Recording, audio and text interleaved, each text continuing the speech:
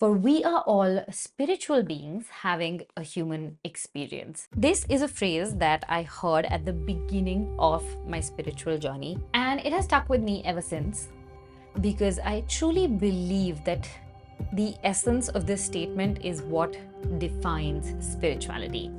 And you will understand why I think so because of all of the pointers that I talk about in today's video. So I'm not going to make this intro super long, and we are just going to begin with 12 lessons that I wish I would have learned a lot earlier.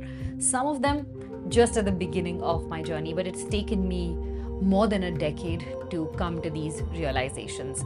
So I hope that if you are beginning your journey or if you're exploring spirituality and if you believe that there is something bigger out there than just the human experience, then these points will help. The first one is your journey is yours alone. Now, when you start exploring this subject, it's inevitable to come across people, organizations, mentors, books, anything that can explain or give some sort of an explanation into this field, which more or less is quite mystical. There is very little that is practically known. And because of the nature of the subject, it's very easy to get swept up into explanations or to begin to think that somebody else knows something more than you, which might be true. They might have had better experiences, they might have been on the journey for longer, they might have experienced things that you haven't experienced, but their experiences are not your experiences. And this is such an easy statement to make. It is so easy to say, your journey is yours alone, but what does that really mean?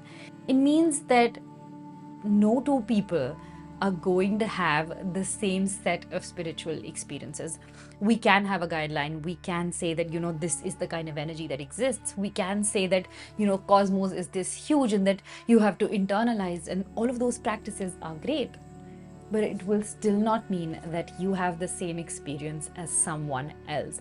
And because you have to rely on other people to begin your journey so much in this spectrum, it's often very easy to get swept up. But at the same time, it's important to remember that whether they're having the experiences, whatever experiences they are having, if you're not having the same, does not mean that you're not on the path or you're not on the journey. You're just as much a part of the journey as somebody else who is having a very different experience from you. And similarly, nobody else is having the experience that you are having. So a large part of being on this path of exploring the spiritual aspect of the world is to trust your instinct, is to trust the process, and to know that if you have the desire and if you are willing to put in the work, you will discover what you want to discover. The second lesson, and I wish I would have learned this at the start, at the beginning, is that you don't have to prove your spirituality to anyone because it's an individual journey. It's your journey. You can talk to someone about it if you want to, if you think they will understand. But if you think they won't, and if you feel like it's a waste of energy and effort trying to explain stuff to other people, you don't have to do it. There is no rule in the world that says you have to explain your spirituality, your practices, your way of thinking about the spiritual realm to anyone else but yourself. The third thing, and this is something I did learn early on, but it took me a lot of time to get into practice, is that you should question everything. And it's just a play on the fact that you should be curious about this space. And initially, when you're starting out, you might be, but a lot of people who get into the subject, into the field, do so because they're dealing with problems in their daily life and they want a fix. And a lot of people think that, some higher power will have the answers to this. And that is why people get into it. And because they get into it with that intention, it becomes very easy to believe whatever somebody else is saying. It becomes very easy to try and implement that into your life just because you think it's going to be a quick fix. And in my opinion, that has not proved fruitful to many people. Whatever you hear on the path, whatever you experience on the path, question it from the perspective of right and wrong, of course, but also question it from the perspective of what it means for your specific journey. Why have you had this experience in the first place, and where is this experience taking you? So, spirituality is as much about introspection as it is about learning about this path and having experiences on it. The next one, and this is a big one, is that spirituality is 0% external. Just like you don't have to prove your path to anybody else, just like you don't have to share your experience with anybody else, it's very important to understand that it's not outwardly, it's a journey of going inwards. It's a journey of discovering your true self and thereby discovering the meaning of life and whatever it is in the world that you want to discover and know about. And for that reason alone, the more you go outwards, the more you get distracted by whatever else is surrounding you, the less of a chance you have to internalize and to realize the true meaning of what you want. So essentially, I think of this as introspection, and periods of deep introspection is where you really, truly find meaning in the things that you're doing and the things that you want to do. Number 5, and I think this is the basis of everything in life, not just spirituality, but it's very important to talk about it in this context as well. And that is karma. Karma is the basis of everything. And again, when I started my journey, we were told about this from the perspective of Newton's third law of motion, which is that every action has an equal and opposite reaction. And that rational part of the explanation has kind of stuck with me through all of these years. And I truly believe that, because every force that you exert out into the universe comes back at you with equal amount of force. Every action has an equal and opposite reaction. And I think this is such a beautiful way to understand karma, the law of karma, because we often get blindsided by our own, thought processes, our own musings, our own insecurities and problems and the things that we are doing. We fail to realize how much of an impact our actions have, not just on our lives, but on the universe, the creation as a whole. And what karma means in the context of Ashtanga Yoga, in the context of spirituality, is the more good deeds that you do, the more they come back to you in the form of spiritual growth. And good deeds here mean selfless deeds, which means you're doing something for someone else without any expectation of getting a return on it. And that honestly is the definition of selfless karma or selfless action. And that is the kind of good deed that elevates your spiritual journey. The next thing, which is related to action, is intention, which in my opinion is just as important as the action itself. And I'm going to take an extreme example for this. For instance, you are walking on the street and you see a bunch of goons attacking a girl. And then you rush to save the girl, and in the process, you end up attacking the goons. Now, there are simultaneously a couple of actions happening here, right? So you actually took the action of hitting somebody else. If you go by the Yama part of Ashtanga Yoga, it says that ahimsa is one of the key pillars, right? Ahimsa or non-violence.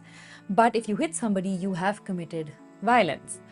On the other hand, the intention for committing that act of violence was to save somebody else, somebody weaker, from being attacked, from being hurt. So where does that leave you? Is it a good karma? Is it a bad karma? From my understanding of it, the action still exists. You have committed an act of violence, and there will be repercussions to it, whatever they might be. But because your intention of doing it was selfless, it was to protect a weaker person or a weaker soul, the repercussions might be mitigated. In my opinion, intention is important because if we just continue to act, a lot of the things that we do in our everyday life are on autopilot. And some of them might be good, some of them might be bad. But when we add intention to it, we really direct the force of the energy that we are channeling towards that action. And that determines whether it's a good one or a bad one. Got a little complicated there, didn't it?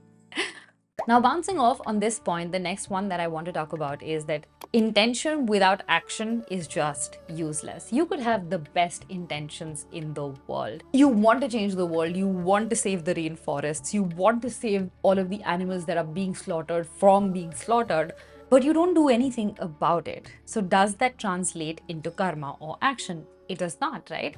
You are just thinking about it, but you're not acting on it. And intention, no action, is actually the basis of so many problems in life in general, and not just from a spiritual perspective, but also from a very physical, very real perspective. So it's important to understand these three concepts together in tandem, which is karma is the basis of everything, our action is the basis of everything in life, whether it comes in the form of our physical lives or whether it's in the spiritual realm or the other dimensions. The intention behind your action determines whether it's a good one or a bad one, and intention without any action is just a thought, and it's not doing much for your journey or your growth. The next one, and this is huge, it genuinely is, because I think a lot of people who get started on this journey confuse spiritual growth with growth in happiness as well. But what I've realized that growing happiness is not necessarily a sign of progress. And this I got clarity on from a discussion that we were having, where one person was asked about this Buddhist concept of, you meditate and you do all of the things that you want to do to just continue gaining happiness. And the question that this person put out was, but how can you always be happy? Because everything in creation exists in pairs, right? There is day and therefore there's night. And because there's night, there's day. One can't exist without the other. And the same goes for happiness and pain, right? You can't be happy, you can't continue experiencing happiness throughout your life if there is no pain, because you otherwise don't have any context of what happiness is if you haven't experienced the other extreme. So both happiness, pain, or joy and pain go in tandem, and it's like a wave. So you go one high, then you drop, then you come back up again. And everything in creation works like that. There is no black without white, there is no light without dark, there's no night without day, there's no happiness without pain. So just because you're continuously getting happier on your journey, or just because you're continuously feeling better, is not necessarily a sign of progress. It, from a very psychological standpoint, it could just mean that you're avoiding things, you're avoiding the real questions, you're avoiding the inner work. Because when you do the inner work, pain is an inevitable part of it. The next one is that healing and growth come in so many forms. Now, it's important to understand this because when we start with a practice, when we get into a particular subject, when we start exploring our own inner selves, we have preconceived notions about things, right? So when I started on this journey, I used to think that if my intuition was getting stronger, if I could just instantly tell if something was right or wrong, that meant that I was growing. And while that can be a part of it, if you're really in tune with your inner self and with things around you, that's not necessarily the only sign. Like we spoke about in the first point, the journey is unique for everyone. And the way that you heal, the way that you will process the information that is coming at you is going to be very different from how I do it, which means that the way you heal, the way you grow is going to be very different from the way I heal and I grow and I come out of it on the other side, if there is another side. Number 10 is that if you are not actively looking for the signs, you'll miss them. Like we talked about earlier, the journey of spirituality is about introspecting, about internalizing. And how do you know if that inner work is benefiting you, is making you grow, is making you heal? You have to look for the signs of that growth, that progress, that healing.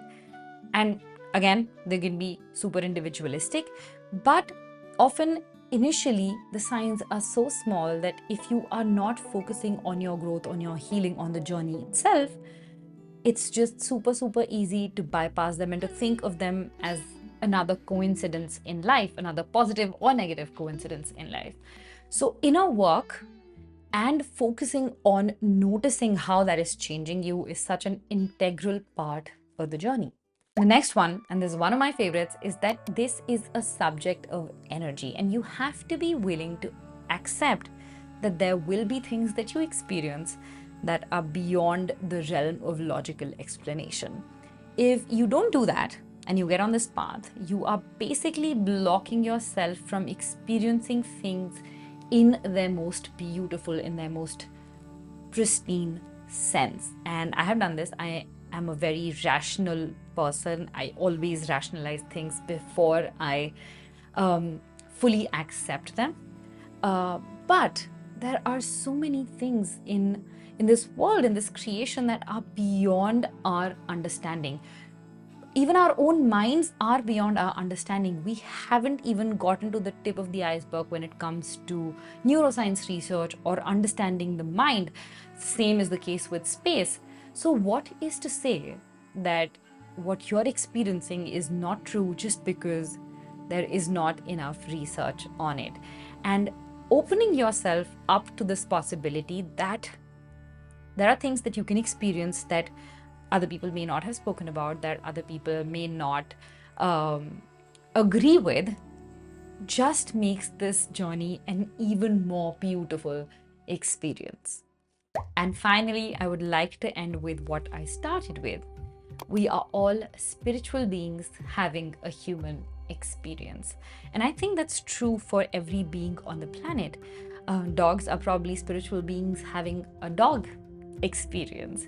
And what I think this means is that we're all part of a collective consciousness, that we are part of the same energy, all of us, just different particles come out of the same source of energy, vibrating at different frequencies, trying to find our way back. And because all of this experience, all of the earthly, worldly experiences are a part of this, each one of our journeys takes a different route back to the source, takes a different momentum back to the source. And those were the 11, 12 lessons I wish I would have known when I actually started out on this journey. That would have given me a lot more clarity, reduced my self-doubt, reduced my dependence on other sources, and made me trust myself more. And I hope that it does the same for you. Thank you so much for watching. If you enjoyed this video, subscribe, comment below on what your spiritual journey has looked like so far, and I will see you in the next one. Bye.